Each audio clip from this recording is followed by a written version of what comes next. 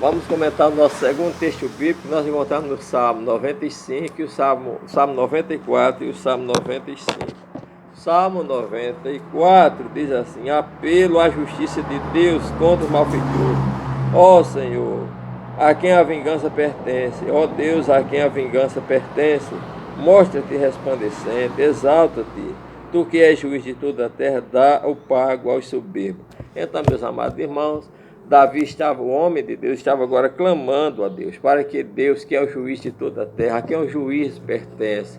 Nós sabemos que Davi não queria, né? E não podia também vingar de si mesmo, porque ele era um homem de Deus. Então ele dizia: até quando os ímpios proferirão coisas duras se gloriarão, né, os que praticam a iniquidade? Deus, tu que és juiz de toda a terra, não é? Os ímpios diziam que nenhum mal viria a ele, que Deus não atentaria para isso, conforme o versículo 7, né? Mas ele diz que este povo e esse rei são loucos, né? Atendei, ó brutais, dentro do povo, e vós loucos, né? Quando eles sabem, por causa da maldade deles, eles deixavam de ver, né, a Deus. Quando ele dizia que Deus não via nada, ele diz: porventura aquele que fez o ouvido não ouvirá, e o que formou o olho não verá, não é? E aquele que é o guia das nações não castigará, não é? E Deus não saberá de tudo, né? Porque os homens ímpios diziam que Deus não via nada, não é? Então nós vemos, meus amados irmãos, o salmista dizendo, versículo 19: multiplicando-se dentro de mim os meus cuidados, as tuas consolações reanimaram a minha alma. Meus amados irmãos, se você está passando por luta, preocupação, por sofrimento, enfermidade, saiba que todo esse sofrimento, toda essa luta multiplicando dentro de você, não é? As consolações de Deus é capaz de te reanimar. Deus é o teu juiz, Deus é o teu médico, Deus é o teu amigo, Deus é o teu provedor. Não se anime com as promessas, com as consolações do Espírito Santo de Deus, né? O Deus que nós servimos é aquele que nos consola, com todo tipo de consolo. Não vá atrás de alta ajuda, né, dos homens, de livro de alta ajuda, não. Vá atrás de ajuda do alto, que são as consolações do Senhor, que deve estar sobre nós, a palavra do Senhor e esta mensagem de Deus que está sendo trazida para você nesta manhã. Não é? Louvado e engrandecido seja o nome do Senhor, porque a Bíblia diz no versículo 12: bem-aventurado é o homem a quem tu repreendes, ó Senhor, e a quem tu ensina a tua lei, né?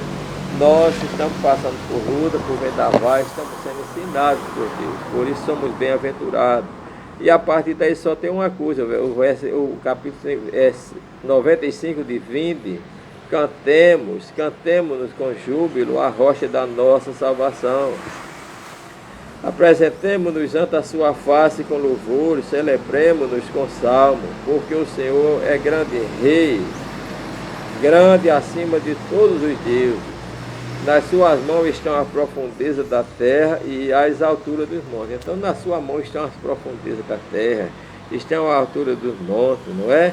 O mar e os céus, foi ele que fez, foi a sua mão. A terra seca foi ele que formou. Irmão, diante de um Deus disso, nós só temos uma coisa: é atender o que deu o verso 6. Vinde, adoremos, prostemos, ajoelhemos diante do Senhor que nos criou. Mesmo na luta, mesmo na tribulação, nas alegrias, não temos outra saída, a não ser, irmão, vir diante de Deus, se prostrar, adorar aquele que fez os céus, aquele que fez a terra, que formou a terra seca. Há um convite para nós, para que viemos e nos prostremos e adoremos. É a nossa adoração e o nosso louvor a Deus na luta, na tribulação, que vai nos fazer triunfar, que vai nos fazer vitorioso, porque Ele é o nosso Deus. Nós, povo povo seu e ovelha das suas mãos. Então todos nós, irmãos, como diz a Bíblia, né? Porque Ele é o nosso Deus, todos nós, seu povo e ovelha das suas mãos, né? Se somos ovelha dele, Ele é o nosso pastor. E o salmista disse: Senhor, meu pastor, nós como ovelha, Ele como pastor, nada vai nos fará. Vai nos faltar, Ele vai nos guiar por águas tranquilas, por pasto verdejante. e nós estaremos guardados e guiados pelas suas fortes mãos, não é? A Bíblia diz: se hoje ouvires a voz do Senhor, né? Mas não endureçamos nosso coração diante da tristeza, das lutas, dos vendavais ou das provas que estamos passando, ou mesmo diante da alegria, da abundância. Não vamos endurecer o nosso coração, pelo contrário, vamos nos prostrar e adorar a esse Deus, porque o povo de Israel, não é? 40 anos desgostou o coração de Deus. O nosso Deus, que é um Deus grande, mas ele ama o homem, e como o povo de Israel se rebelou contra a sua palavra, ele disse que esteve 40 anos, né? Desgostoso com aquele povo de Israel, né? Porque era um povo que não queria o conhecimento de Deus, que no seu coração não queria servir a Deus, digo. Por isso Deus disse que eles não entrariam no seu repouso. Amados, nós temos um repouso eterno para entrar, e nós não podemos deixar o engano do pecado e a desobediência nos levar, nos rebelar contra Deus, porque Ele é um Deus que se alegra com o crente obediente, mas Ele se desgosta, o Espírito de Deus se desgosta do crente que desobedece a palavra de Deus e que endurece a sua serviço.